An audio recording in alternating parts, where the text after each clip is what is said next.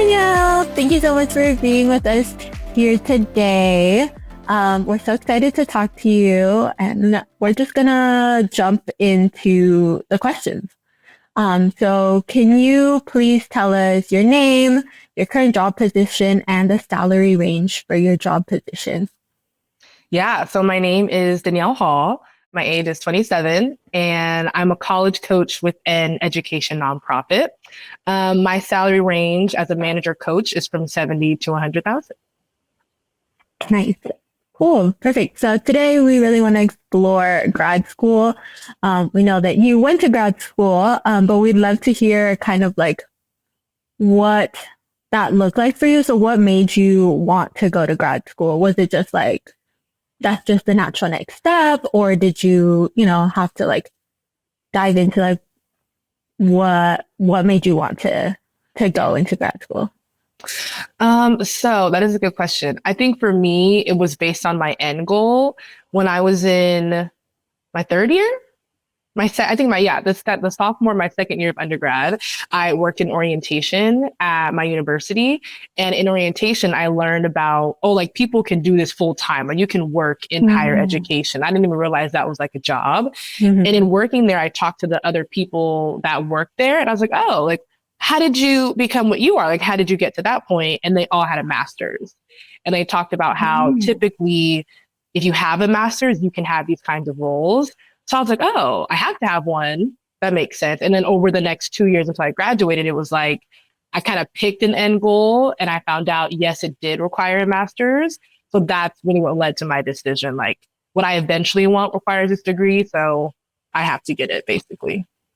I love that. And you kind of did like some reverse engineering, right? Like you were like, I kind of want to be you, right? Like you saw a position, you're like, I want to do what you're doing. And then you went about doing research, right? Like asking questions and a career exploration of like, what did you needed to get to that position? And I think it was also critical where you shared that it was 2 years into your college journey, because that gave you enough time to be like, okay, I can work on the next steps, right? Exactly. Which I think it's a great way to go about career exploration, right? You don't want to wait until your last semester in senior year to be like, what am I gonna work? So being proactive about it. So thank you for sharing that about your journey. I'm wondering too, so from what I'm hearing, it was more based of an end goal in a specific career, but did finances play a factor in your decision? At the time, I'm not going to lie, no. For me, it was okay, so I'll be specific. My end goal, not only working in higher education, but was to be a college counselor. Whether at a community college or a 4-year, I want to advise and counsel students. And that required a master's, period. I was I'm going to get a master's. How much is it? I don't know, but I'm going to get one. I didn't really think of oh, is it 100,000? Is it 50,000? Well, I have to get one. So yeah, at the time, I honestly didn't, that wasn't the biggest factor. For me, what was more important was the program fit. Is this the best program for me? If it is X amount of money, honestly, I was oh, well, it's the program that I want. So that for me was the larger factor, honestly. Yeah. And I think that is also something that is so different from undergraduate and graduate school, right? The program is they're so specific to that school, right? The graduate program. So what factors did you weigh when you were deciding between graduate programs or deciding to apply? That's a good question. When deciding to apply, one, the title mattered. So in higher education, you have to have a master's, but what that master's is in, they're not super specific, right? It doesn't have to be counseling.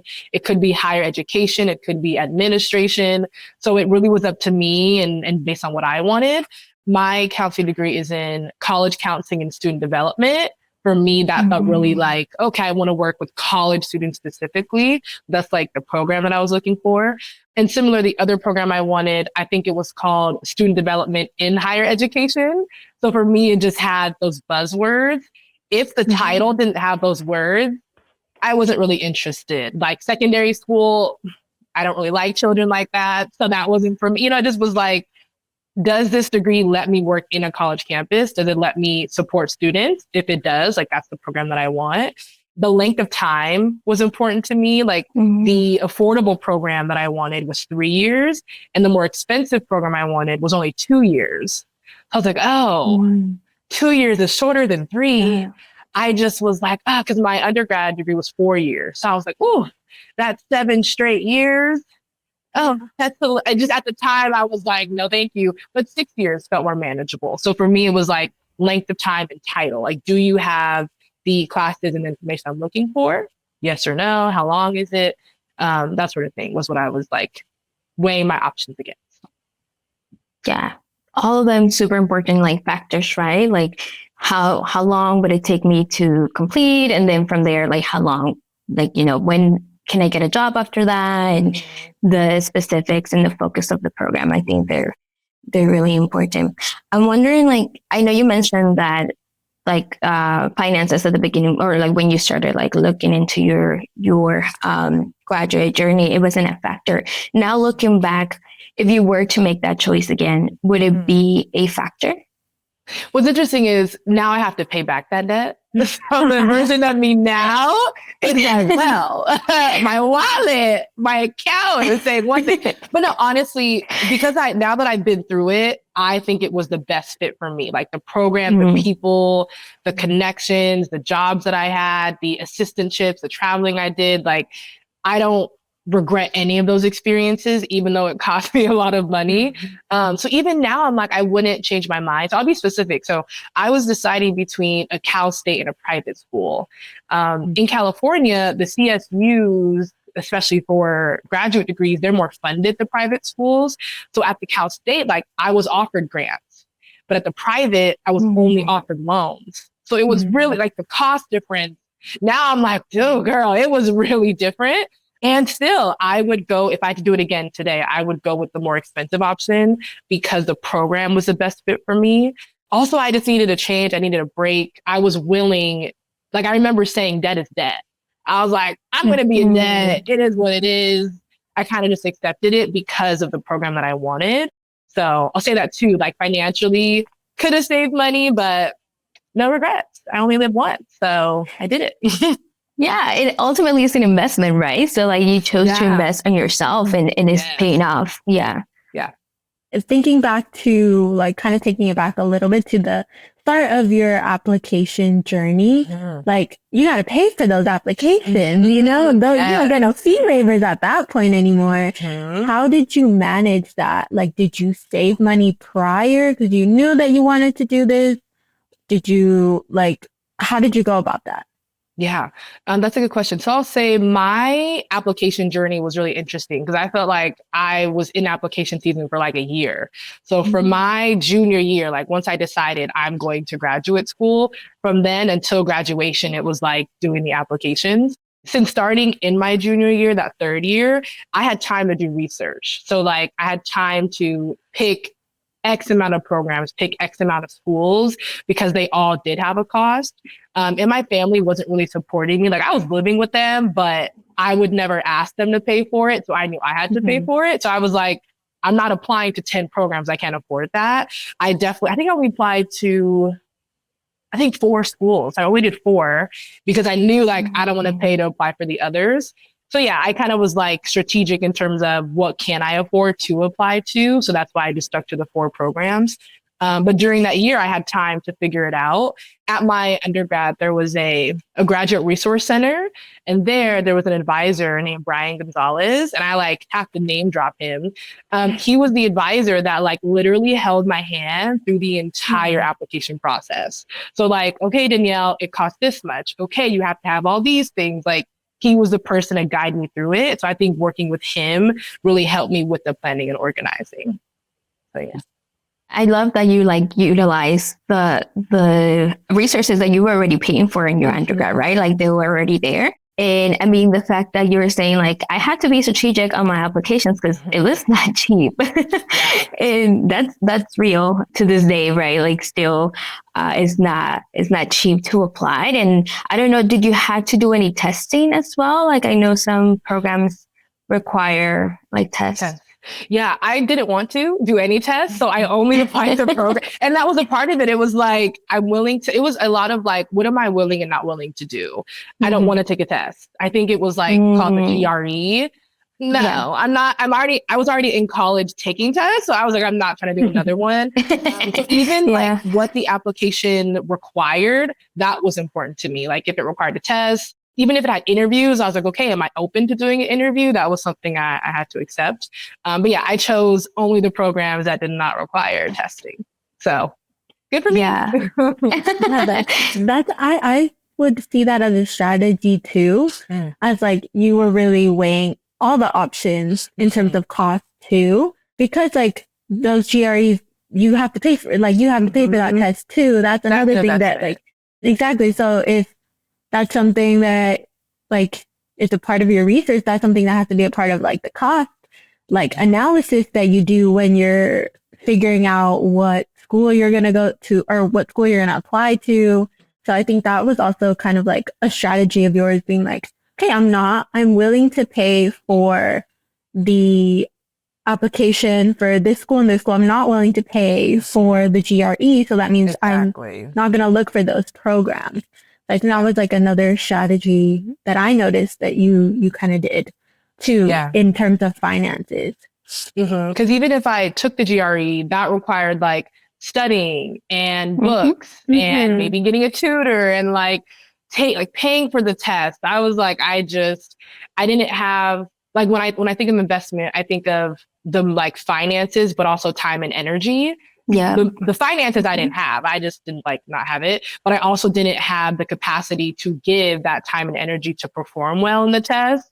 So that's why I was like, no means no. I'm just not going to take it. So, yeah. Yeah, it is definitely an investment financially and emotionally and time-wise. Everything. I took the year. I poured it out. Oh, you took it? It was not easy. It's not like it.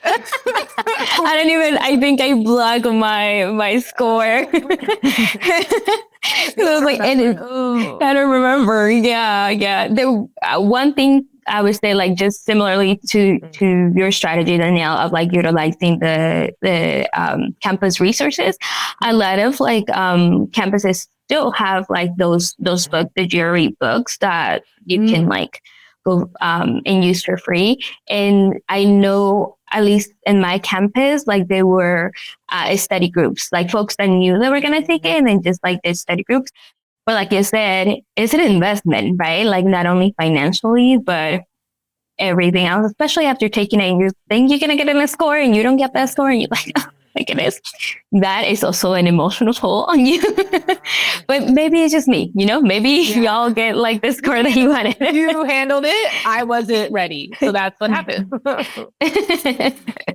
But no, that's real. And that's a good strategy also to look into, right? It's not just the application, but what goes into the application itself. So kind of going into the aspect of you're already in grad school and now you have to pay for grad school. So you mentioned loans, but were there other strategies that you used, like maybe scholarships or part-time work? How was that journey? Yeah.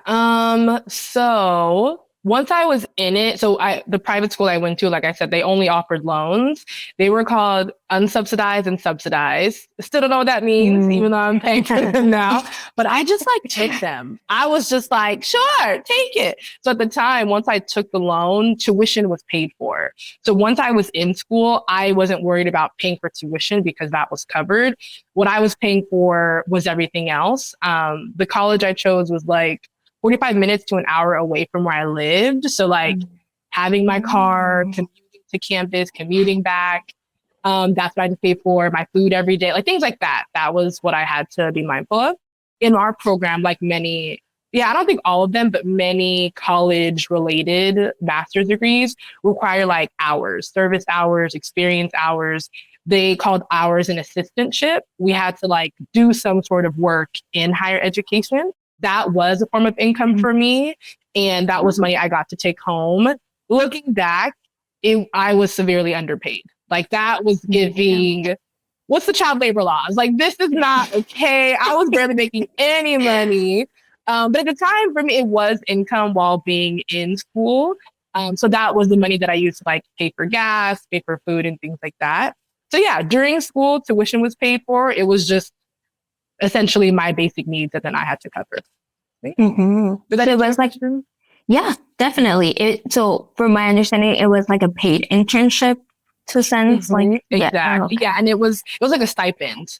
Like I think it was either, I don't remember if it was like monthly or once a semester, but I mean, I could say the total number, but it was like, I'll tell you, I think I made 600 for one term, but like that's $600. So think about like 40, not even 40, I think it was part-time. So fine. Part-time is what, 20 hours a week? Yeah. 16 weeks in a term. I don't know math, but that is like not a lot of money. So I only got a couple hundred. So I had to like stretch that couple hundred. But yeah, technically it was a paid assistantship. Oh, girl, you're good at budgeting. Like, oh my gosh. See, I think I also had a credit card. So let's say that. Both and. Okay. Yeah. And at the time, you were also living with your family too, right? Yes, exactly. So I think if I had to pay rent, I think I maybe wouldn't have even taken that assistantship because for our program, we had to have hours, but technically you can get those hours at a full-time or part-time job. Like you don't have to have an assistantship. I think if I was paying rent, I would have had to work. And I think even now, I was talking to a student the other day about it. It's kind of scary to think about like working and being in school. I think graduate school for me did require more of me. Like in undergrad, I was working at the dining hall. Like it wasn't hard for me to work and be in school. But for graduate school, like all I could handle was that assistantship.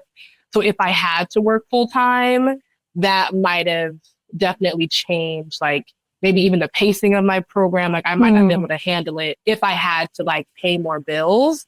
That I think would have really changed my experience.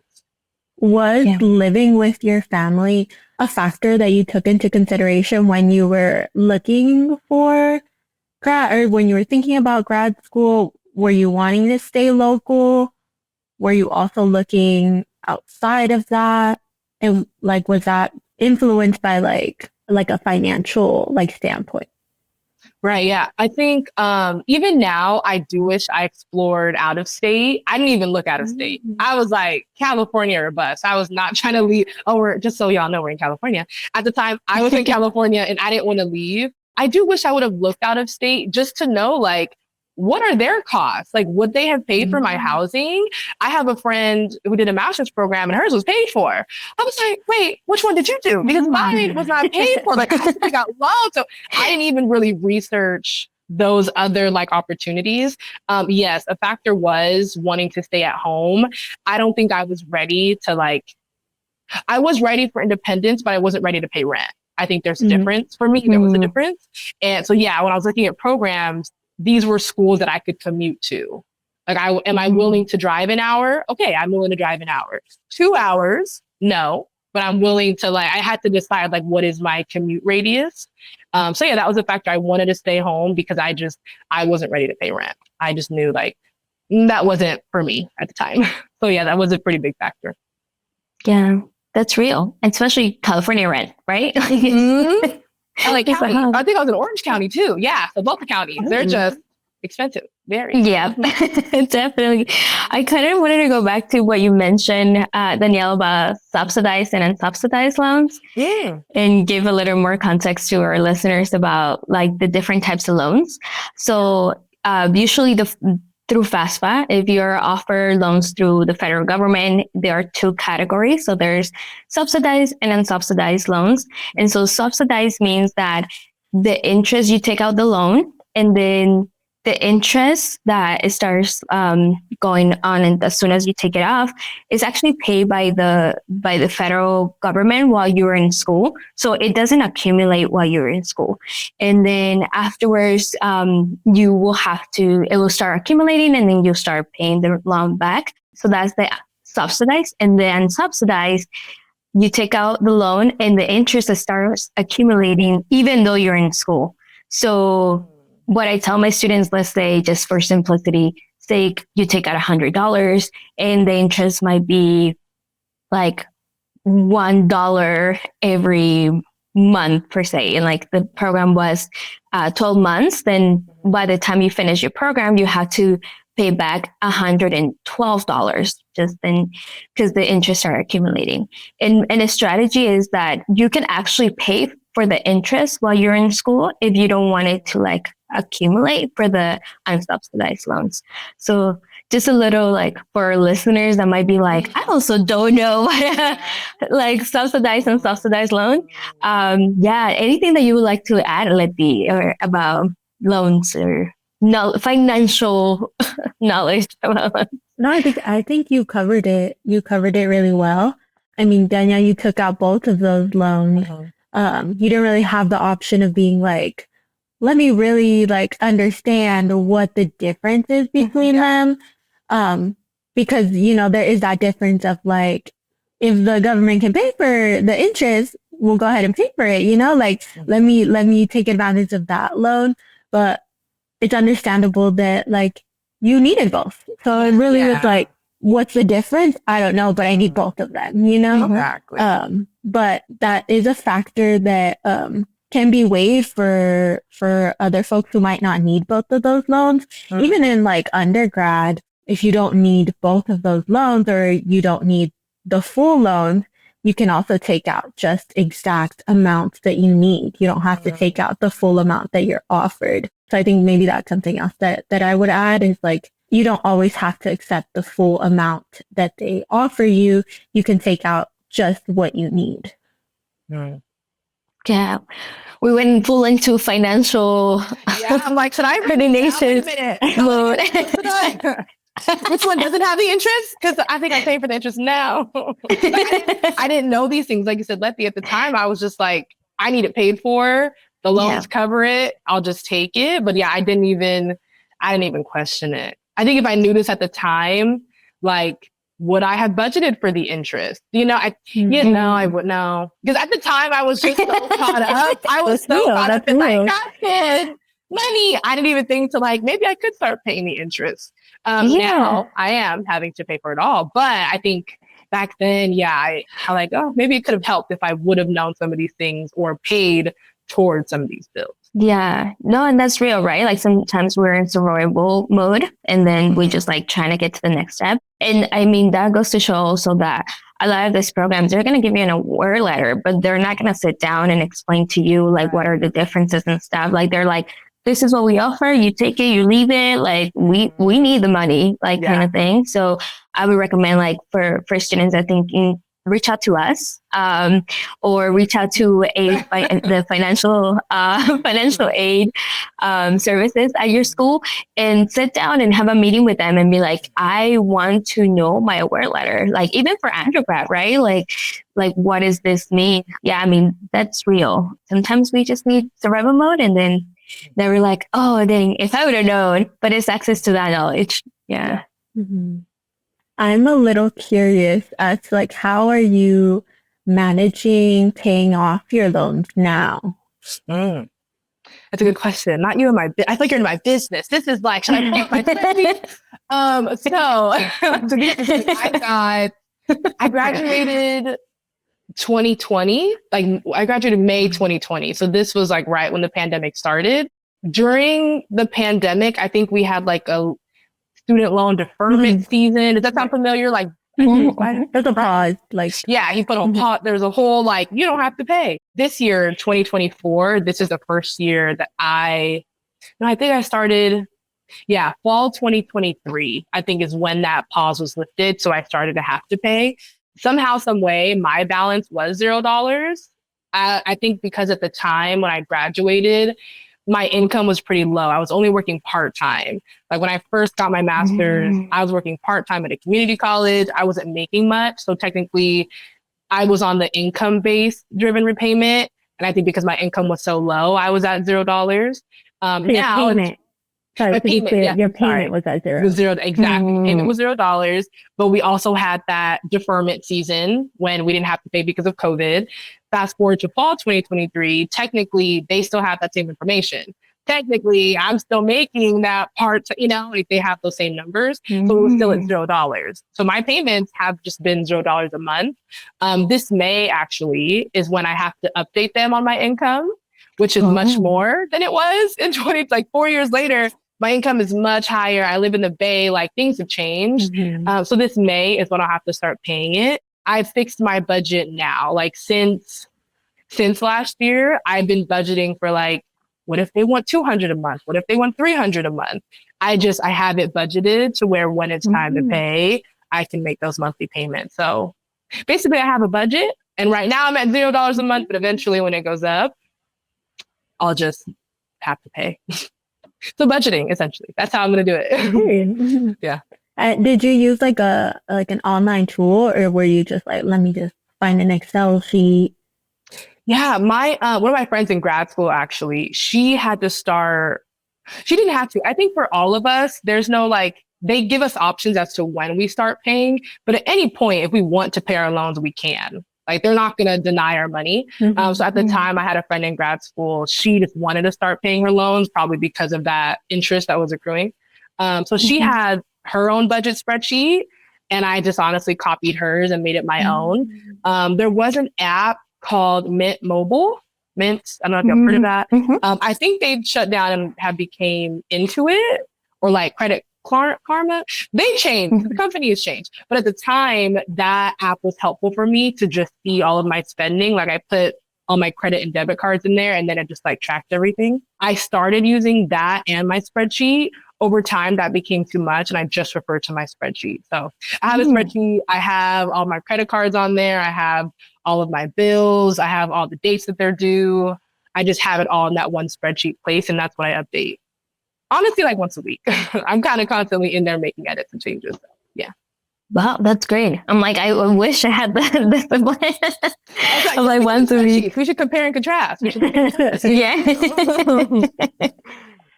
Yeah, I'm sure like for me, it would be like, oh, a little bit too much Starbucks this week. What are we doing? So looking back now, how do you feel your graduate degree has impacted your career and your financial situation? Are there tangible economic benefits that you've experienced? So yeah, what's I think interesting about me is, so like I said, I got my degree May 2020. I was working part-time at a community college that summer. And then I actually got this role, like the college coach that I am, August of 2020. So that same year, I got my first full-time job, and I've had this job ever since. So these last 4 years, I've had a full-time job that required a master's. Like I kind of got it 3 months within graduating. So technically the benefit jumped off quick. Like I literally remember searching LinkedIn for college coaching, counseling roles that required a master's, and I got this one. So yeah, I think if I hadn't gotten this role, or honestly any role that required a master's, I don't know like where I would be financially and in my career.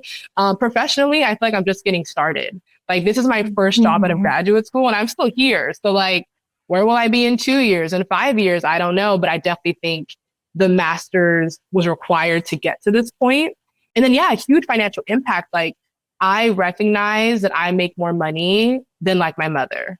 And that to me is a big deal. But just personally, like to watch the person that took care of me, I know how much she's making now. And I'm like, whoa, we lived off of that? Like, how did I eat it? Where were you, girl? Because I'm now paying those similar bills. So I'm like, she had 4 kids. I don't know how I was, what do we, because of the income. So now that I make more, I'm like, oh, so yeah, I could definitely see the economic growth and difference just between the lives of the two of us and just like our income. And I live in the Bay Area. Like it is expensive as hell out here. It's so crazy. So to live in the Bay, make more than my mother, like getting the master's, I think put me in this kind of, it gave me the opportunity to have this kind of role in life. So yeah, definite economic impact and professional. Yeah. And it has paid off, right? Like you're saying, like it has paid off. And yeah. When I think about, because it was hard, like the degree was not easy. It was like giving torture. It was terrible. And when I think about all that I went through, I'm like, I had to do it to get to this point. And if it wasn't this job, it would have just been another job that required a master's. Like for me, my end goal was a job like this, and a master's required it. So I got the master's, and the whole experience, I don't regret it at all. And I would do it again if I had to. If I had to. Key points. But yeah, that's all I was going to say.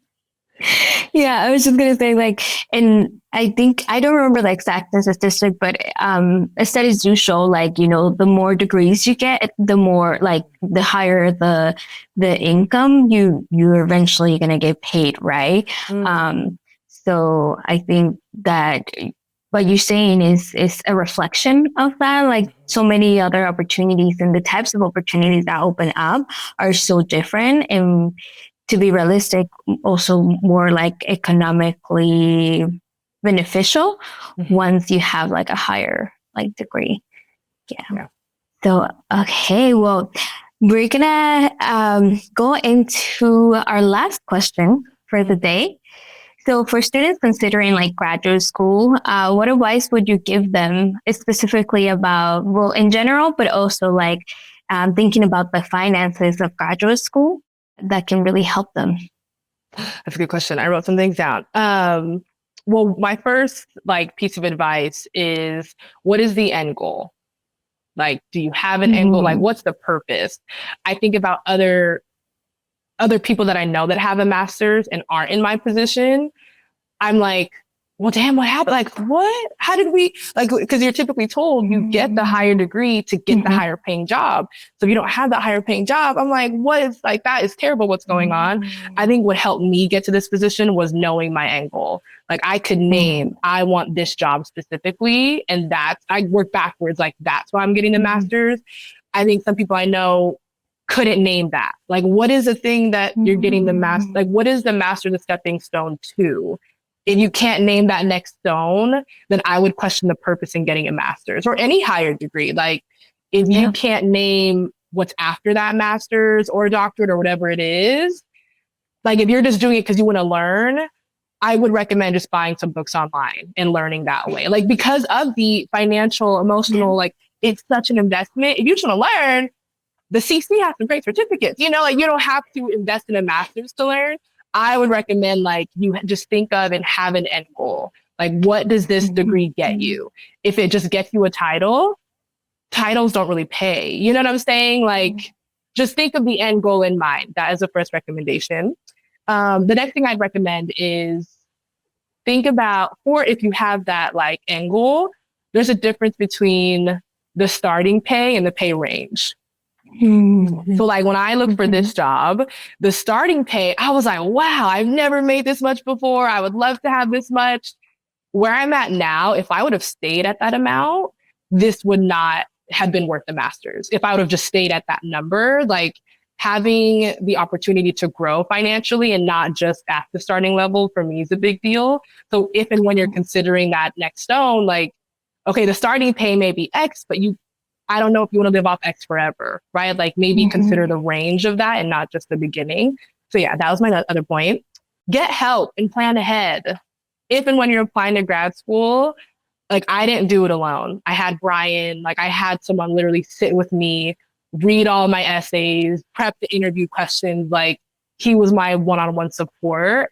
I would recommend getting that, whether it's from a coach, mentor, financial services coordinator, whomever that person is. You don't have to do it alone. Like it is super cringy and super hard. So don't like subject yourself to that. And then the last point is debt is debt. Like that's what I knew going into it. But debt does suck. I'm not gonna lie. Like it does suck that I am like, okay, I have to start paying hundreds of months. Like that just is sucky. So I would recommend like when you are considering graduate schools, do better than me and look for more opportunities that meet your financial needs. I, at the time, was like, F it, we ball. Like, I didn't care. Honestly, I was like, yay, debt. But now that I'm paying for it, that part of it, I do kind of like, womp, womp. Like, I wish I considered other options. So explore your options. Don't just sign up for debt because it's cute. Because it is cute, but like, it can suck. So that would be my last piece of advice. Thank you. I'm like, oh my goodness, I'm observing it all. It's great, right? Like you hit so many like key points of like making an educated, life-changing decision, because ultimately it is a life-changing decision, right? So I'm like, I wouldn't. I'm like observing it, reflecting it. I'm like, I have nothing to add to that other than thank you so much for being so transparent and candid and your answers, and yeah, for sharing your experience with us. Yeah, you're so welcome. It was so fun. And I will say too, like another piece of advice is my story is really unique. Like mine is unique to Danielle. I can name another coach that financially is not in the same position. Like they don't have as much debt. So I would recommend any listener to like hear as many stories as you can to know that you have options. Like you could turn out like me or Susan or Bob. Like there's other avenues to go. So please talk and listen to as many humans in debt as you know, because they each, I'm sure, have their own stories and recommendations.